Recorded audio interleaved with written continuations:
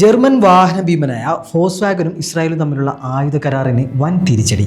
ഇസ്രായേലിന്റെ ഔദ്യോഗിക പ്രതിരോധ കമ്പനിയായ റാഫേലും ഫോക്സ്വാഗനും തമ്മിൽ ഒപ്പുവെക്കാൻ നിശ്ചയിച്ചിരുന്ന അതീവ തന്ത്രപ്രധാനമായ സംയുക്ത സൈനിക സംരംഭം ഖത്തർ തങ്ങളുടെ വീറ്റോ അധികാരം ഉപയോഗിച്ച് തടഞ്ഞു.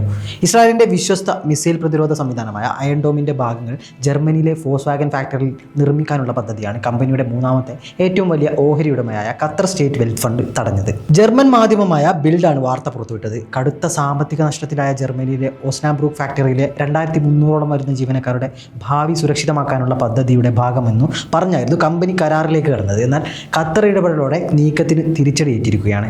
യൂറോപ്യൻ വാഹന വിപണിയിലുണ്ടായ കനത്ത ഇടിവും ആവശ്യക്കാരുടെ കുറവും കാരണം ജർമ്മനിയിലെ ഓസ്നാബ്രൂക്ക് പ്ലാന്റിലെ കാർ നിർമ്മാണം 2027ഓടെ പൂർണ്ണമായി അവസാനിപ്പിക്കാൻ ഫോക്സ്വാഗൻ ഗ്രൂപ്പ് നേരത്തെ തീരുമാനിച്ചിരുന്നു.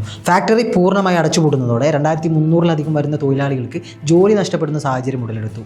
മാനേജ്മെന്റും ശക്തമായ തൊഴിലാളി യൂണിയനുകളും തമ്മിൽ ഇതേ ചൊല്ലി വലിയ തർക്കങ്ങൾ നിലനിൽക്കുന്നതിനിടയിലാണ് കമ്പനി സിഇഒ ഒലിവർ ബ്ലൂം ഒരു ബദൽ മാർഗം നിർദ്ദേശിച്ചത്. ഫാക്ടറിയെ സിവിലിയൻ വാഹന നിർമ്മാണത്തിൽ നിന്നും സൈനിക ട്രക്കുകളുടെയും യുദ്ധവിമാന സാമഗ്രികളുടെയും ഉൽപ്പാദന കേന്ദ്രമാക്കി മാറ്റുക എന്നതായിരുന്നത്.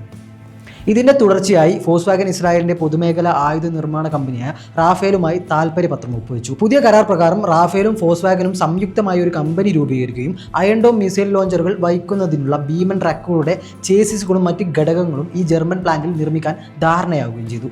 റാഫേൽ സിഇഒ യോ തുർഗേമാൻ കഴിഞ്ഞ ആഴ്ചകളിൽ ജർമ്മനി സന്ദർശിച്ച് സർക്കാർ പ്രതിനിധികളുമായും കമ്പനി മേധാവികളുമായും കൂടിക്കാഴ്ച നടത്തി അന്തിമ കരാറിലേക്ക് കടക്കാനിരിക്കെയാണ് ഖത്തറിന്റെ അപ്രതീക്ഷിത ഇടപെടൽ ഉണ്ടാകുന്നത്. ഫോക്സ്വാഗന്റെ മൊത്തം വോട്ടിംഗ് അവകാശത്തിന്റെ 17%, ആകെ ഓഹരി മൂലധനത്തിന്റെ 10.4% കൈവശം വെച്ചിരിക്കുന്നത് ഖത്തർ ഇൻവെസ്റ്റ്മെന്റിന്റെ അതോറിറ്റിയാണ്. വോൾസ്ബർഗിലെ ഫോക്സ്വാഗൻ ആസ്ഥാനത്തെ ഏത് പ്രധാന തീരുമാനങ്ങളെയും സ്വാധീനിക്കാൻ പോകുന്ന വലിയൊരു പദവിയാണിത്. കൂടാതെ ഫോക്സ്വാഗന്റെ ഉന്നതാധികാര സൂപ്പർവൈസറി ബോർഡിൽ 2 നിർണായക സീറ്റുകൾ ഖത്തർ ഭരണകൂട പ്രതിനിധികൾക്കുണ്ട്. പശ്ചിമേഷ്യ യുദ്ധത്തിൽ ഇസ്രയേലും ഫലസ്തീൻ സായുധ സംഘടനയായ ഹമാസും തമ്മിലും അമേരിക്കയും ഇറാനും തമ്മിലും നടക്കുന്ന അതീവ സങ്കീർണമായ സമാധാന ചർച്ചകളിൽ പ്രധാന മധ്യസ്ഥനാണ് ഖത്തർ.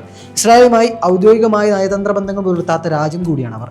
തങ്ങളുടെ വൻതോതിലുള്ള സാമ്പത്തിക നിക്ഷേപം ഇസ്രായേലിന്റെ സൈനിക ആവശ്യങ്ങൾക്കായി ഉപയോഗിക്കുന്നത് തങ്ങളുടെ നയതന്ത്ര നിലപാടുകൾക്ക് വിരുദ്ധമാണെന്ന് ദോഹ വ്യക്തമാക്കി. ഇസ്രായേലിനെ മിസൈൽ പ്രഹരങ്ങളിൽ നിന്നും ഡ്രോണുകളിൽ നിന്നും സംരക്ഷിക്കാൻ മാത്രം ലക്ഷ്യമിട്ടുള്ള ഒരു ആയുധ പദ്ധതിക്ക് തങ്ങളുടെ പണം ഉപയോഗിക്കാൻ കഴിയില്ലെന്ന കർശനമായ നിലപാടാണ് ഖത്തർ സ്വീകരിച്ചത്. ഇതിനു പുറമെ ഗസയിൽ ഉൾപ്പെടെ ഇസ്രായേൽ നടത്തുന്ന യുദ്ധകുറ്റങ്ങളിലും മനുഷ്യത്വ വിരുദ്ധമായ ആക്രമണങ്ങളിലും പങ്കാളിയാകുന്നതിനും തുല്യമാണിത്.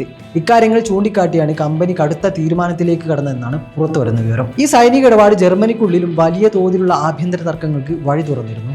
സിവിലിയൻ ബ്രാൻഡായ ഫോക്സ്വാഗൻ ആയുധ നിർമ്മാണത്തിലേക്ക് കടക്കുന്നതിനെതിരെ സമാധാന പ്രവർത്തകരും തൊഴിലാളികളും ഒട്ടനവധി പ്രതിഷേധങ്ങൾ സംഘടിപ്പിച്ചു. ജർമ്മനിയിലെ പ്രധാന പ്രതിപക്ഷ കക്ഷിയായ ലെഫ്റ്റ് പാർട്ടി ഗസയിലും പശ്ചിമേഷ്യയിലും യുദ്ധകുറ്റങ്ങൾ ആരോപിക്കപ്പെടുന്ന ഇസ്രായേലിലെ നെതന്യാഹു സർക്കാരിന്റെ ഔദ്യോഗിക കമ്പനിയുമായി കൈകോർക്കുന്നത് അങ്ങേയറ്റം അപലപനീയമാണെന്ന് വ്യക്തമാക്കി രംഗത്ത് വന്നു.